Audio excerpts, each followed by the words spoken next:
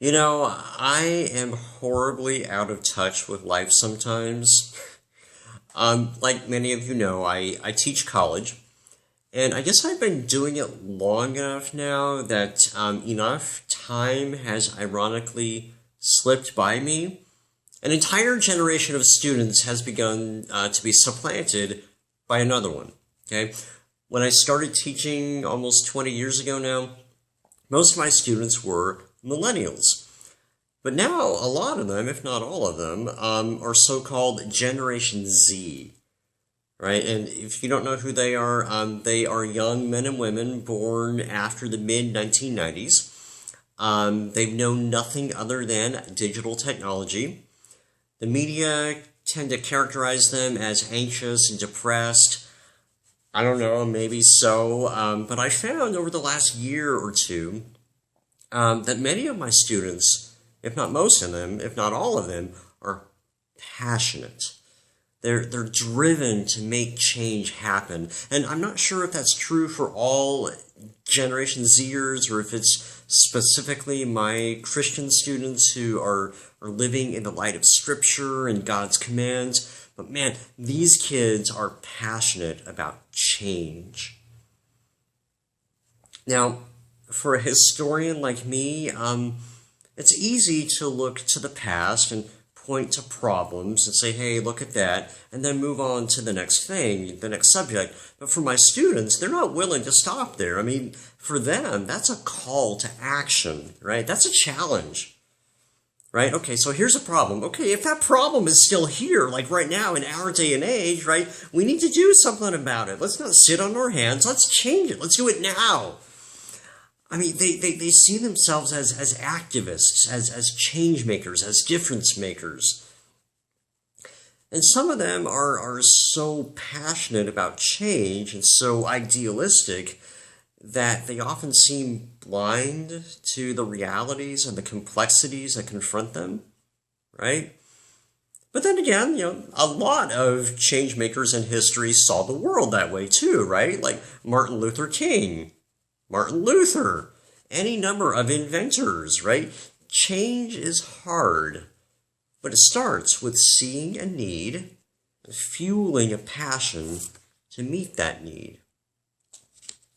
So today, what's your passion? What gets you up in the morning? Even when things are difficult and hard and you just don't want to deal, what burns inside of you that keeps you moving forward and standing out from those people who choose not to take that step? Recently, a friend of mine sent me some lyrics that the great theologian Bob Dylan wrote some time ago. Somebody asked him for his thoughts on folk singer Woody Guthrie. Now, if you don't know Woody Guthrie or his music, you really should look him up. Greatest folk singer probably ever in this country.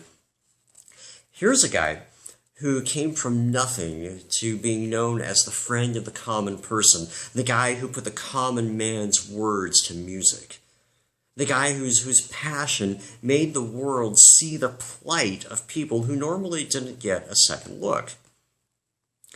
Here's a guy, Woody Guthrie, who could have played it safe in his musical career, but he chose instead to take a hard look at the realities of life. And that was the secret of Woody Guthrie's greatness. So here's what Bob Dylan said about Woody Guthrie. And honestly, it's a challenge, I think, to all of us, whether you're Generation Z or maybe a little bit older. Here we go. Who am I helping? What am I breaking? What am I giving? What am I taking? Say it again for you. Who am I helping? What am I breaking? What am I giving? What am I taking? Most people think that making history is a big deal, right? You march across the Edmund Pettus Bridge and you end up getting the Civil Rights Act passed. You nail a piece of paper into a church door and you start a religious revolution. You drop a few bombs, such as some ships in a harbor in Hawaii. That's history. And yeah, it is. But as I tell my students every single semester, you are history, right? You may not get your name into a history book someday, right? But every single act that you make helps shape a society. Regardless of who you are, literally every single act you make shapes society. Whether that's economic choices we make, the kind of entertainment that gets popular, marriage statistics, even the kind of chocolate you eat and the coffee you drink. You see, you and I, as just normal, everyday, regular Joes and Janes, you and I have the responsibility, share the responsibility of world history. So what's your passion? Who are you helping make it through the tough times we're going through? What are you giving, even if it's easier or more convenient to take? You know, I think that my Generation Z students probably have this as their life verse, their motivating Bible passage. And it might go well with all of us if we did too. This is from Psalm 112. Good will come to those who are generous, who conduct their affairs with justice. So today, even in some small way, help, give, and make history.